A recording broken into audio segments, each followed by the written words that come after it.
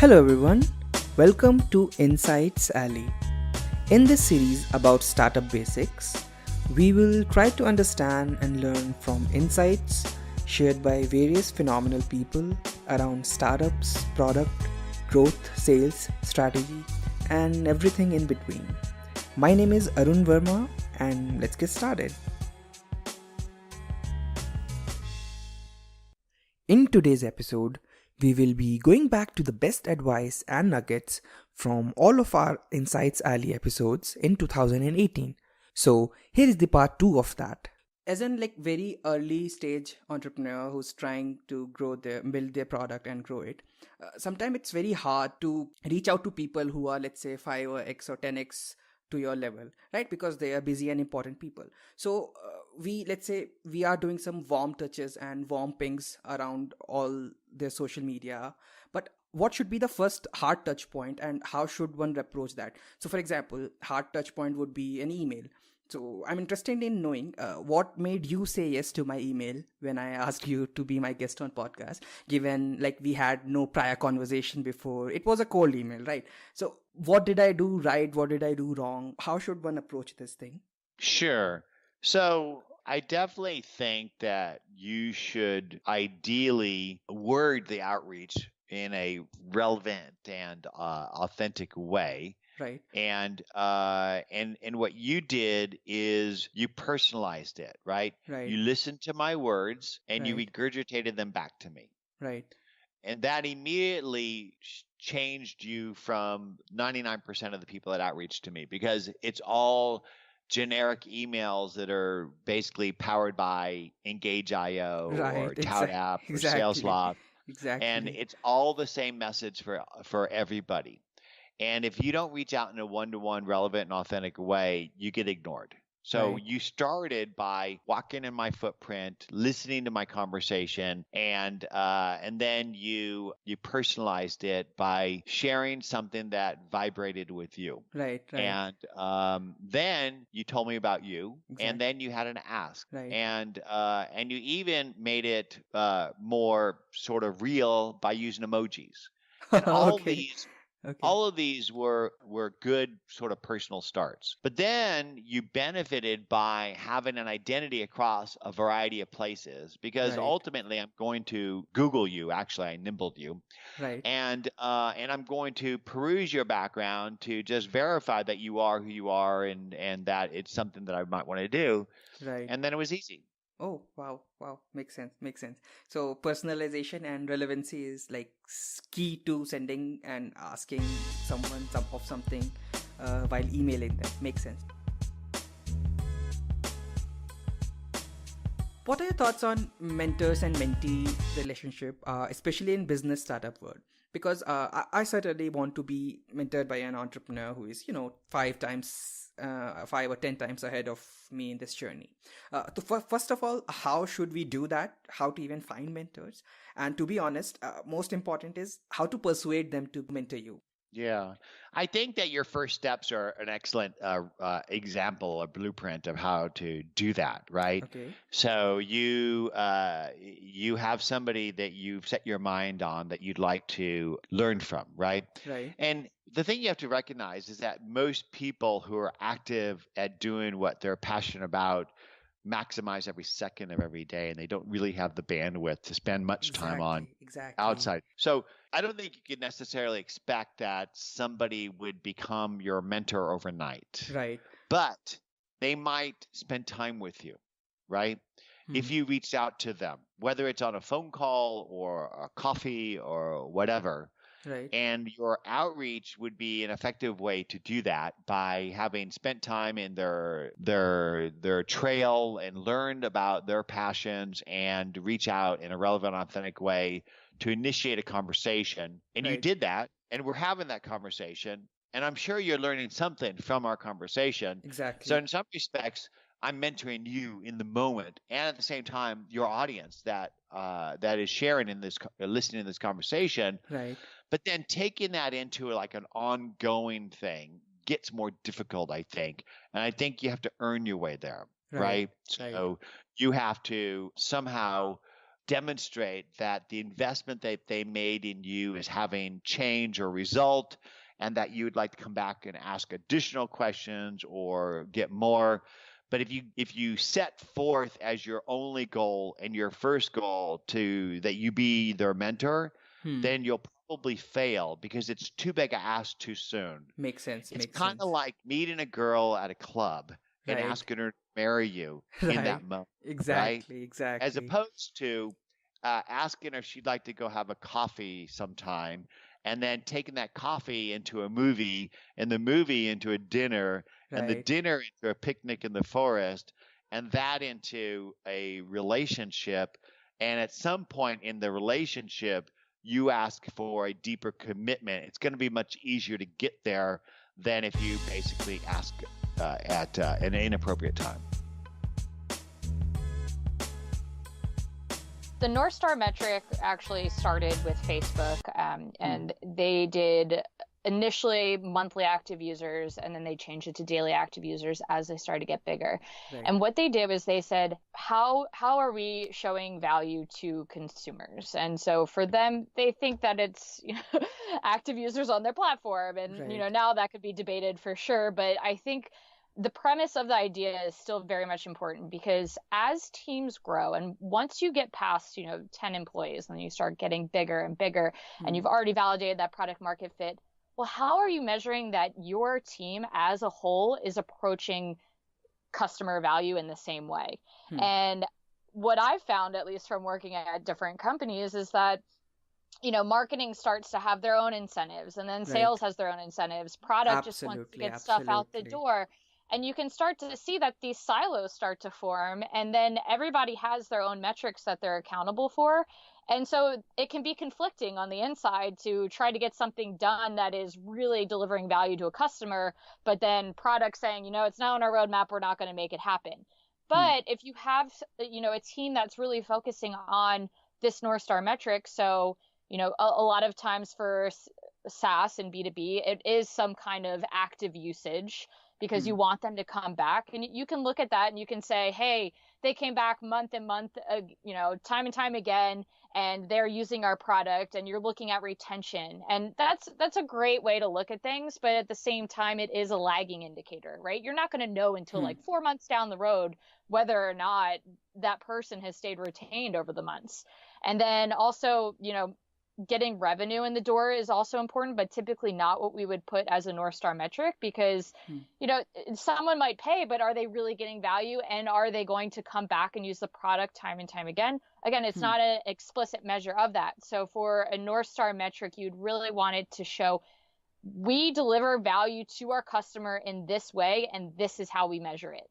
And so, there's a lot of different examples, like the marketplace, right, where you have Airbnb, they have nights booked. It would be their star metric, because both sides of the marketplace are getting value at that intersection point.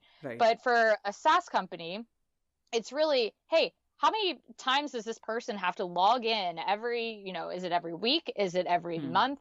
Is it every day? And then understanding what active actually means for your company. So go ahead. Yeah. So for example, let's say it's a analytics tool. So it could be something on the lines of report views. I think Mixpanel or Amplitude, they guys used to have this kind of metric earlier in the day. If it's a marketing tool, obviously it could be campaign sent or campaign delivered, those kind of metric. Right. No, you're right. And Amplitude, they did a recent article on the North Star metric and everything there, and they talked about how the number of queries that someone actually performs within Amplitude is their North Star metric. So if someone's coming in and they're, trying to understand more about their product usage by querying within Amplitude, then Amplitude thinks that they are getting more value out of the product, which, from my own firsthand experience, yes, that's very true. The more queries I ran, the more I was getting out of it. And even in case of North Star also, it could be something on the like how many sprints the team is having, or maybe ideas logged in, something on those lines. Yeah, but you have to test them around.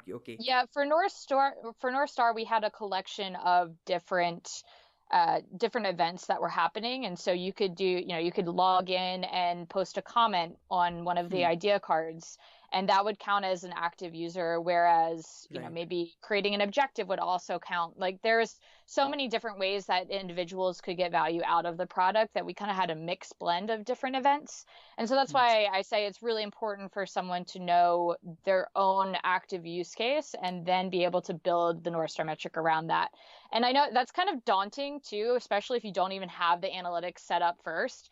So I would definitely recommend make sure that you have individual level tracking abilities, using the segments with the amplitudes or mixed panel or whatever you're using, but make sure you can see the activity that a user is taking in your product, because that's going to be the foundation of even creating a North Star metric. And then the next most important thing is communicating why this North Star metric is so important to your entire company. Yeah. And, make sure if people have questions that they feel open to ask them, because if one person doesn't understand the value of it within the organization, then they might be the person that's dragging it down and not helping, reach the end goal of growing that North Star metric. So and what we would do too at Growth Hackers was obviously we had different assets that we could grow at any given point, and depending on the time of the year and what was going on, we wanted to focus on different parts of the business. And so we would set objectives. And so objectives are a little bit different from a North Star metric in that they're short term. So we would say for the next 4 to 6 weeks or, however long, we are going to focus on activation for North Star. And then as a team, every week we're coming around and we're saying, what did we learn in this week about the objective that we're trying to achieve? We may have launched 3 tests and they all failed, but what have we learned collectively? Are we even focusing on the right objective? And, Brian Balfour is famous for the zoom in, zoom out approach, where you can zoom in really, really, close onto one objective and try to understand how to grow that objective, but then zooming back out to look at the whole growth system and say, is this still the right place to be focusing our efforts on? And then diving back in, fixing that next problem and zooming back out. So it's a constant zoom in, zoom out approach that we used, and I think it's really important to have that holistic approach. So let's say we are just getting started with charging for our product. So as you mentioned earlier also, you see what the value metric could be, and then you compare it with your cost and even competitors also. But still, how do we find that initial price point? Means whether it's going to be $9.99 a month or $14.99, $49.99. I mean, it's kind of difficult to assume for the very first time. And I'm not even sure we should even just assume that, because we are trying to find out the price on the value that our product is creating for our user, right? So how do we find that initial exact price point? So in terms of the actual price point, so it really comes down to, you got to know your buyers, you got to know a bunch of different things that, we talk about all the time. But in terms of the actual price point, we can take advantage of the way that human beings think about value. So we think about value on a spectrum. So what I mean by that is, and psychologists, economists, they've been studying this for decades, and so it's one of those things where there's a lot of science behind this, and I'm not necessarily the best arbiter of all that science, but what the basic concept comes down to is that we know, for example, that the computer that you might be listening to this on, or the phone you might be listening to this on, is worth more than the bottle of water that might be on the table next to us. That's something that we just inherently know because we've either purchased water in the past, we've purchased a computer in the past, we get more value out of the computer versus the water. Now, if I put you in the middle of the desert and don't give you any water for 3 days, all of a sudden that value shifts, that spectrum, it shifts in terms of where the value is, because we're going to want that water above everything else. And so we can take advantage of this phenomenon by essentially asking in ranged questions. Now, there's a few other ways you can do this. We've just found this to be one of the most successful ways. So I can ask you, at what particular price point is this way too expensive that you would never consider purchasing it? At what particular price point is it getting expensive, but you'd still consider purchasing it? At what point is it a really good deal? And at what point is it too cheap that you'd question the quality of it? Now, I'd ask those 4 questions in a survey that I was sending out. If I was just talking to you on the phone like we are today, then I might only ask you 2 of those. So, hey, we talked about this product. You like this feature, that other feature, which is great. At what point is this, way too expensive? You're not going to return my call. And then you'll give me an answer. You'll stumble through it a bit. You'll give me some more context. And then I'll ask, at what point is this a really good deal? Like you'd sign up today. And then you give me an answer. You'd stumble through. You give me context. And now all of a sudden I have a range. And if I do that across, 30 people, 100 people, 150 people, depending on the gravity of the decision you're trying to make, then I can start to pinpoint based on the segment of customer that you're in, or all the segments that you're looking at, what the willingness to pay looks like and where I should peg that. And there's some fancier analysis you can do with that type of data to get what's called an elasticity curve, which will basically help you measure, if you change your price, what's going to be the relative, impact on your bottom line. Sure. I mean, MRR stands for monthly recurring revenue. It's a sort of normalized version of your subscription revenues. By normalized, I mean you might have some annual subscriptions, in which case you divide them by 12, to get the MRR. You might have some monthly subscriptions, so that's just pretty much just the monthly price that the customer is paying. But you also might have some, foreign currency subscriptions that you want to convert the currencies into your primary currency. You also have things like upgrades and downgrades, and you want to sort of figure out like what is the to normalize that and make it into a monthly recurring revenue number. Another way to think about it is like if all your customers were subscription customers and all of them were on monthly billing and none of them had failed payments or anything like that, and none of them canceled and none of them upgraded or downgraded, and you didn't get any new customer either. Like, it's a theoretical thing, but if that was the case, no failed payments, it's the amount of money that you would make next month. Right.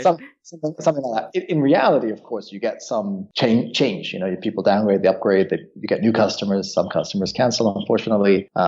You get lots of different stuff happens. So this is why it gets a bit. You need like a software like ChartMogul or BI team or something to put together an accurate reading of your monthly recurring revenue. But the good thing about it, the reason it's useful is it kind of shows like much more than cash flow. For example, the performance of your subscription business very, very clearly.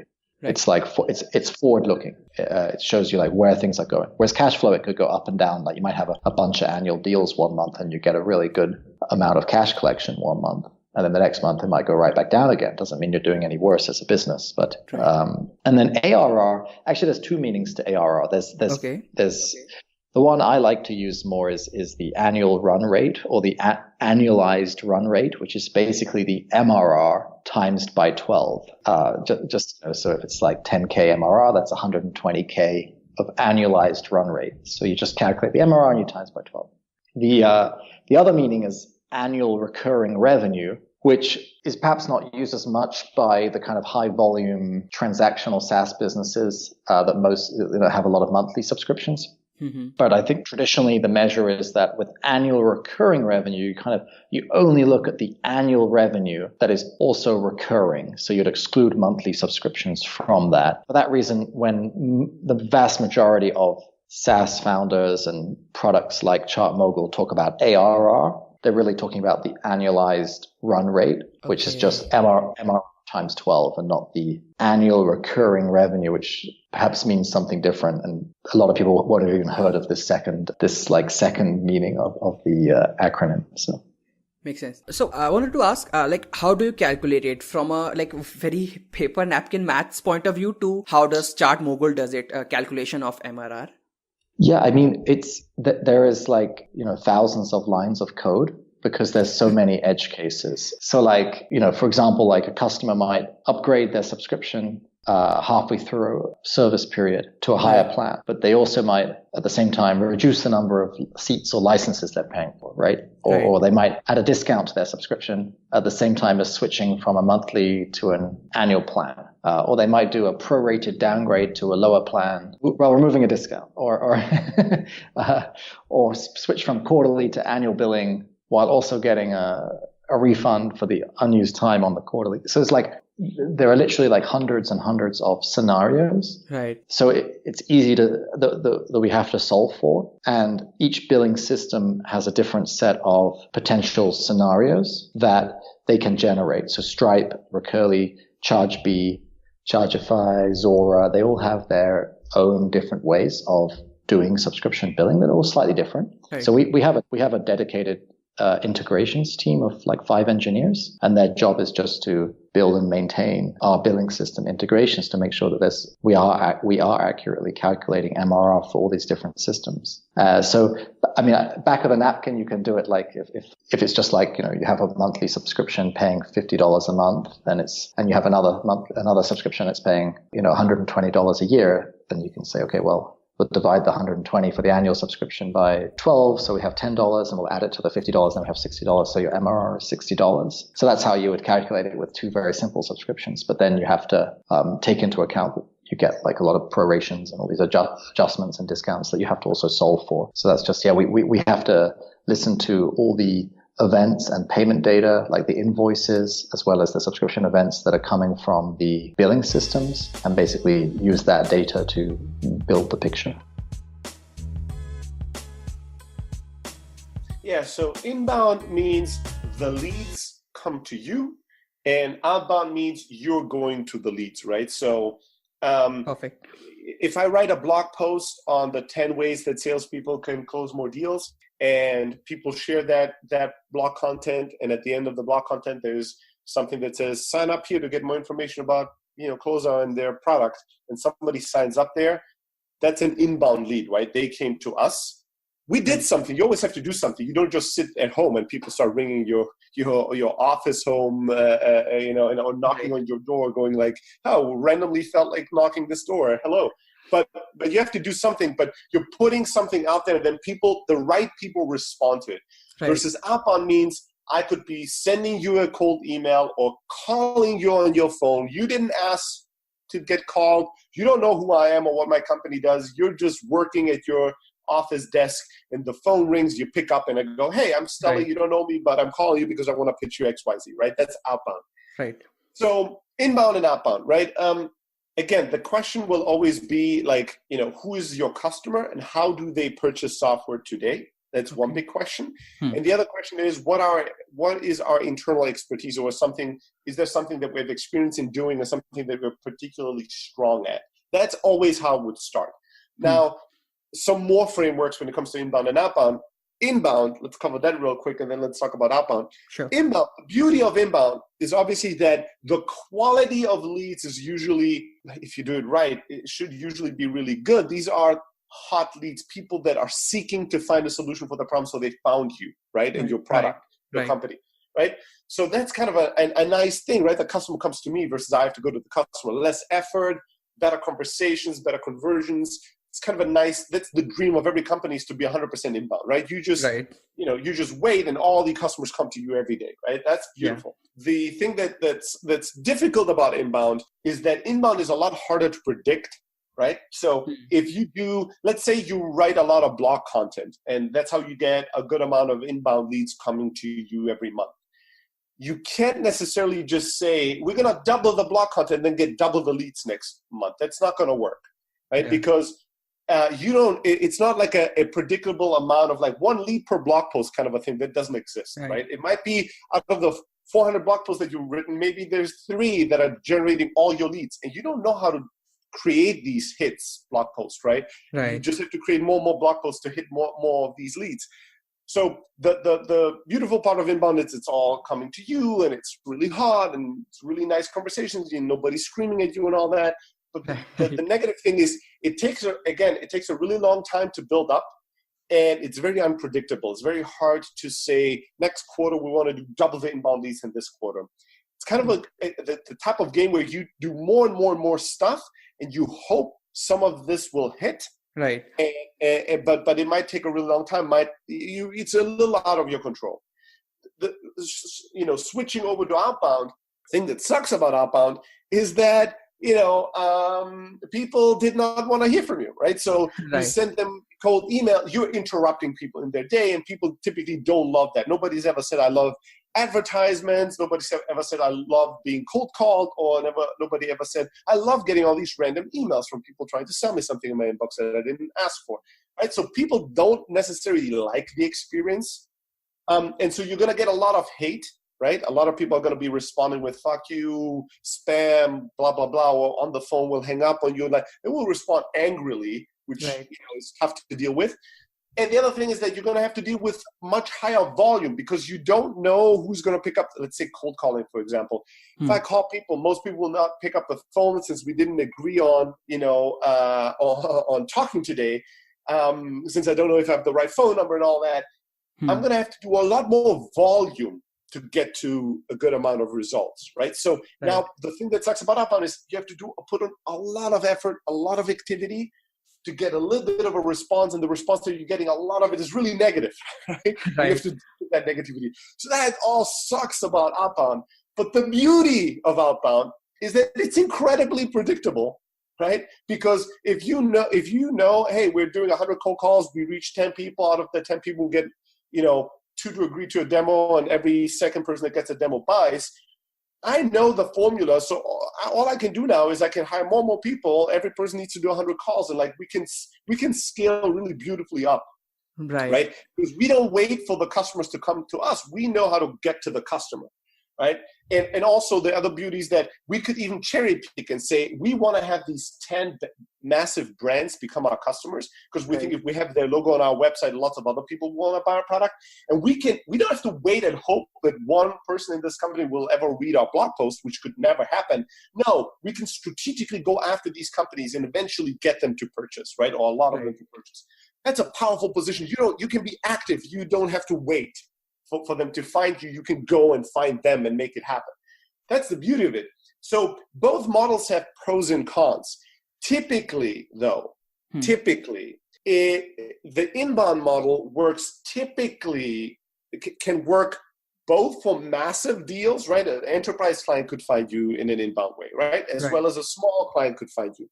But typically, if you're making very little revenue per customer, you're going to have to focus more on an inbound model because it's more economical, right? Writing a lot of blog posts and then waiting for people to come to you is not as expensive as having, tons of salespeople making thousands of calls trying to reach somebody to talk to them, right? It's a lot more expensive. So typically, if there's a division, inbound is more for smaller deals and outbound is more for larger deals, because outbound is much more expensive, much more labor intense, and it's not just any kind of labor. It has to be skilled labor, and that labor has to go through a lot of pain, emotional pain, right? Of getting screamed at and hung up on and all that stuff. So you have to pay them really, really well and compensate them really well. So usually outbound is for larger kind of deals, enterprise level deals and customer bases, and inbound is more for small ones. Now, obviously, you can do both, right? And many businesses do, but if there's a division of how to think about it, if you say we want to sell $1 million deals and we want to sell to Fortune 500 companies, starting to write blog posts and hoping that they will come to you is not going to be a successful strategy, right? That's not going to work that well.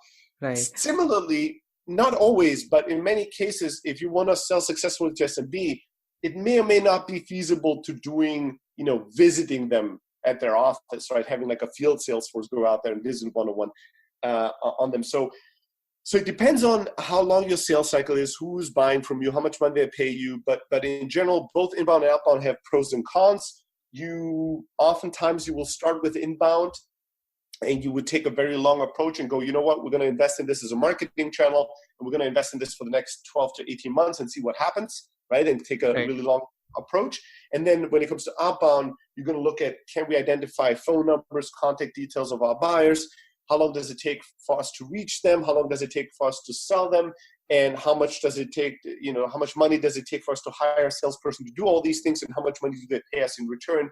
Do the economics work, right? If it costs you $100,000 to acquire a customer and the customer is paying you $100 a month, it's never going to work, right? So you just look at some basic math, back off the envelope math, and say, can we afford to do outbound? And if so, how could the math work? And then you try it out and see if it works or not. And based on that, you can scale it. That's it, folks. Thanks for tuning in. Show notes would be available in the link below, or you can just go to insightsalley.com/notes. Please rate, review, subscribe in whichever app you are listening to this episode. And most importantly, give feedback in comments, reviews, or you can just email me at arun@insightsalley.com. You can also follow and connect with me on Instagram, Twitter, etc. My handle everywhere is ARUN11192. And remember, always be learning. Bye.